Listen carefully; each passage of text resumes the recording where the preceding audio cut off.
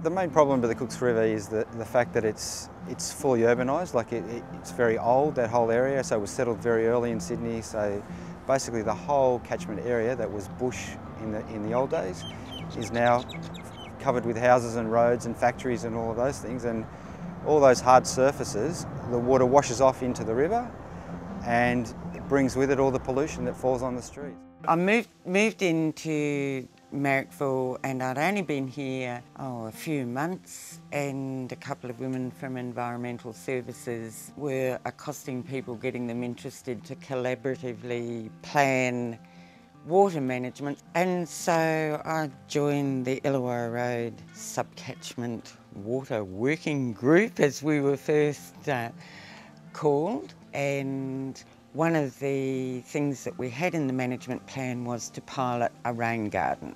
So I'm standing in the Hill Street Rain Garden, which was the first project from the Illawarra Road Sustainable Water Working Group.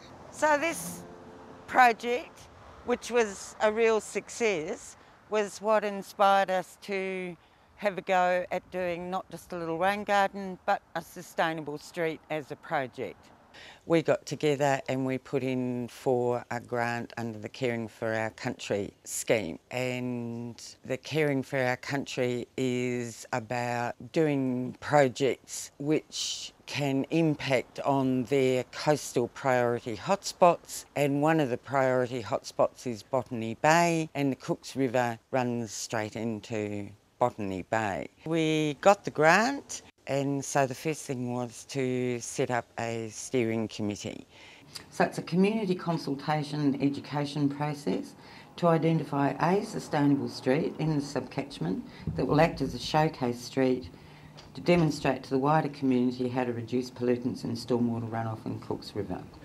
The only way to provide them with an example is to actually kind of move towards realising it. I mean, if you just do it in theory, that's right. You don't need to pick a street. That's right. I'm not saying do it in theory. I'm saying do it, but it has to be like we have to. Yeah, we have to document that process. Yeah, no, but also we have to have a process to do it. What I'm thinking of is if people come in, we go through this storming process again and again and again. The process will be exhausted. Like a draft project plan. Can I make a suggestion before we keep on going? Just because I'm observing that your ultimate goal is the same. So at the first meeting of the steering committee are all doers, and there was a pretty strong feeling that we really didn't want to spend 6 months coming up with a plan to identify a street. We went back to the funding body so that we would identify a street and work in that street. The next thing was to start getting people involved, so we went to Marrickville Festival and joined the council stall. People are interested, yeah. A couple of people we've signed up, so that's good. I've made some really good contacts with a few community people. Yeah, a good day. I'll give you a ring. Have you got my phone?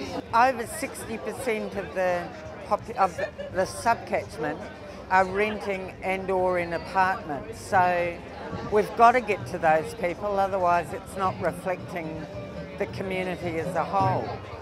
Put your name there so I can at least get you on the mailing list. I'm optimistic.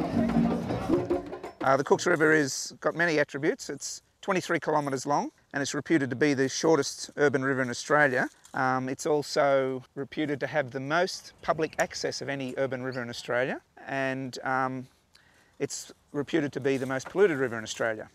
What we talked about at the sustainability street by street early stages was by being practical and showing people that they can grow vegetables even on concrete, that people can harvest rainwater even on a small level, that they, by recycling their rubbish, that by planting something on their street, by meeting their neighbours, by sharing water, by sharing resources, and also harvesting water, which it's the heart of the sustainability project. We can demonstrate to people that that lessens the impact on the river, but also improves their life and their quality of their life and their community.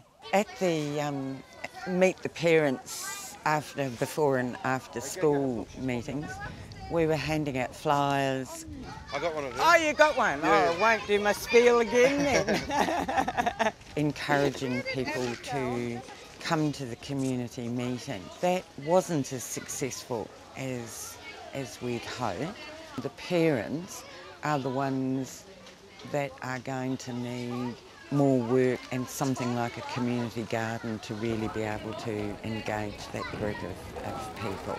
One of the first things that I got hold of was a very large map, and almost slap bang in the middle of it there was a bit of land that didn't seem to be doing anything. I found that land was owned by the Sydney Water Board, so I suggested to them that could be a community garden. And it runs essentially from the back of a block in Glen Street right through to Illawarra Road.